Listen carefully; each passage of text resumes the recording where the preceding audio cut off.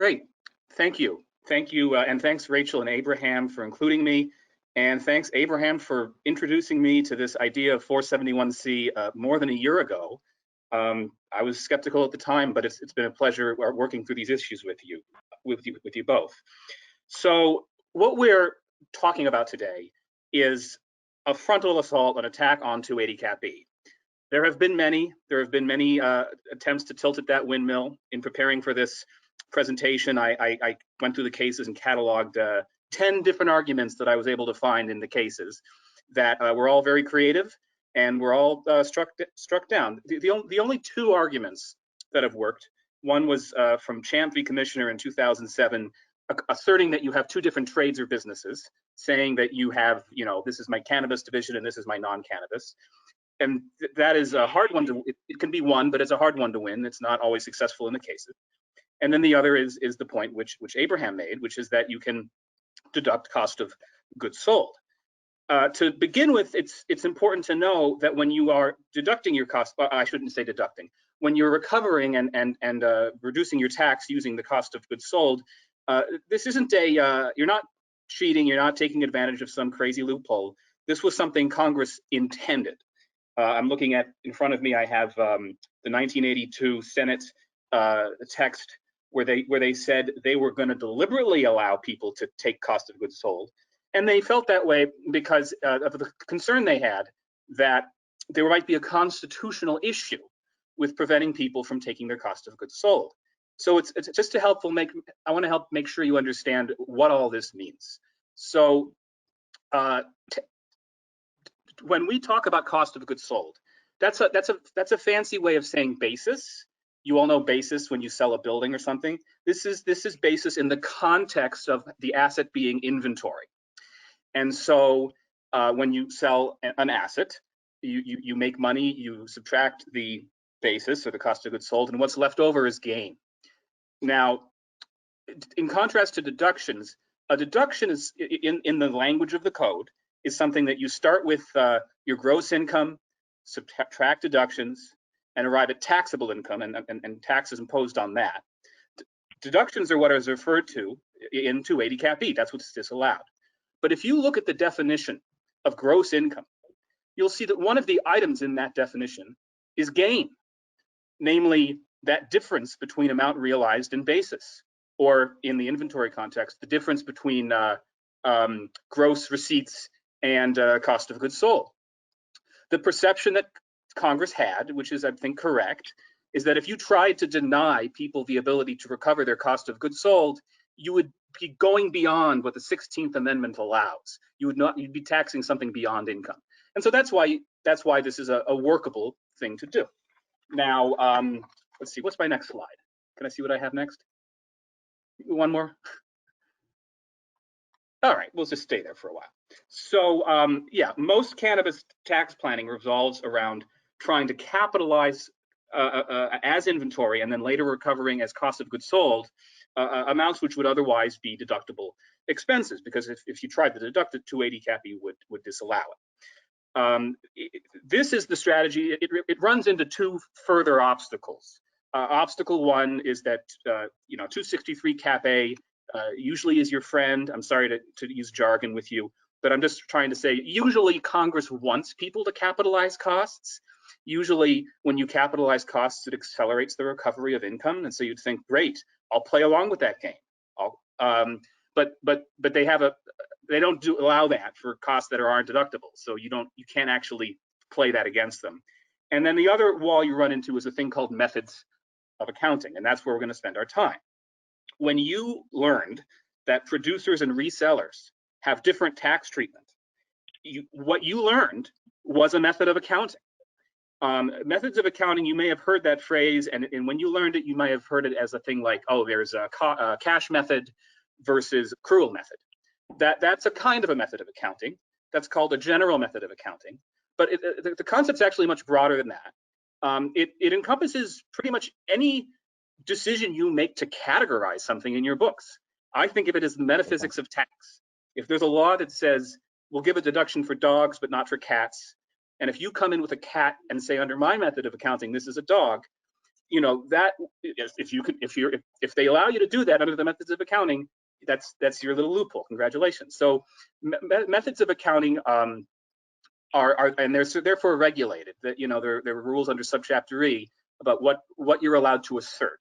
And in the general rule is that your methods of accounting have to clearly reflect income. That's in 446, and for inventory, it's even stricter. You don't merely have to clearly reflect income. You have to have the rules which most clearly reflect income and conform as nearly as possible to the best accounting practice in the trade or business. And so that is why, when Treasury interpreted those rules, they said of a retailer, you can only capitalize the cost the amount it costed you to buy the inventory and your transportation costs. They felt capitalizing any more than that would not satisfy those restrictions and would therefore be disallowed as a method of accounting. However, for producers, they were more liberal and they let you capitalize your indirect costs. So that has been the status quo, and that has been why retailers have had a hard time of it until now. But now Congress passed the Tax Cuts and Jobs Act in 2018. And their goal, and we all remember this at the time, was to liberalize the, well, interesting choice of words, was to make more flexible the rules for small businesses and to encourage small businesses. There were a lot of provisions that especially focused on businesses under $25 million in receipts, which were owned by owner-run businesses. And 471C is just such a provision. 471C says that such a small business is not bound by the methods of accounting rules I just described. This figure of speech, clearer reflection of income, is no longer a mandate for the method of accounting chosen, which is kind of going back to what I said earlier. It's kind of like if they have a rule that say you get a deduction for dogs but not for cats. Suddenly they're saying, we'll let you decide that a cat is a dog. We'll let you do that. That's what this is. And so what that means for retailers is that if you have a cost which would otherwise be deductible, you can capitalize it. And a cost that would otherwise not be capitalizable, you can capitalize it into inventory. And that means that later, when you go to sell your inventory, you can recover that as basis. And because under the 1982 TEFRA, Congress felt that was the right thing to do, you get that. So now two remaining points. First of all, how does this work? The method's pretty straightforward, actually. It is a process that a CPA firm would handle both steps. Step one is you have to change your method of accounting. It's your own internal method of keeping your books. I'm sure Abraham will talk at greater length about that, and I won't say so much about it.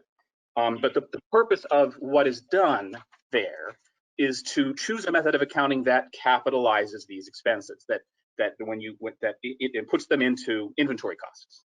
And then when you've done that, then you file a simple form. You ask the IRS permission to change your method of accounting. And usually that's a process, that's a headache, that's a fight. But as part of the Tax Cuts and Jobs Act liberalization or flexibilization, as I'm preferring to say it, they make it an automatic process. So it's not a fight. You submit Form 3115. You are subject to a reduced filing requirement. You have automatic consent, and that's over fast, relatively quickly. So the last question then, which you all ask is, does this work? Does this work? Okay, Treasury has not yet issued guidance. And as a tax lawyer, you know, I have to say, you know, I much prefer it when there's a case on point or a reg on point. Right now, what I have to do is predict what will the guidance be when it comes out. I'm going to point you to what I think are some favorable signs. First of all, as I've said, this is consistent with what 471C and the Tax Cuts and Jobs Act was all about, making things easier for small businesses. It's not some arbitrary loophole. It is I don't even like the phrase loophole. It is a way of making things easier for small businesses. Second of all, I was chatting with someone who asked me the other day. He said, doesn't this create an asymmetry in the law? Like, doesn't nature abhor some kind of an asymmetry where for businesses under 25 million, you get one treatment, and for over, you get another treatment? And I didn't think that was a fair argument or a fair challenge, because 280 Cap E has been full of asymmetries. I mean, the most patent one is that it discriminates against drug traffickers, but not human traffickers. I'm quoting an article I read. It's that it discriminates against producers, but not retailers, or vice versa, excuse me. That didn't strike me as a grounds for criticism. 280 Cap E, I'd also comment that there are other provisions in the code, like 280 Cap E or 263 Cap A, which expressly discriminate against or are unkind to non-deductible costs or drug trafficker costs. 471C has no such language. That's another point I like. And then my favorite point is that there's this IRS report that came out in March 30th of 2020. It was by TIGTA, which is the law enforcement, the investigation branch of IRS. And they commented that several practitioners had approached them asking about precisely this strategy. And they said, in a rather lengthy section, really all they had to say was, we await further guidance from Treasury. And I don't know, you may question whether we can draw inferences from that, but I think it's telling that they had the opportunity to raise whatever arguments they were going to raise. They didn't raise any arguments against it. So I'm optimistic that this is something that will hold up.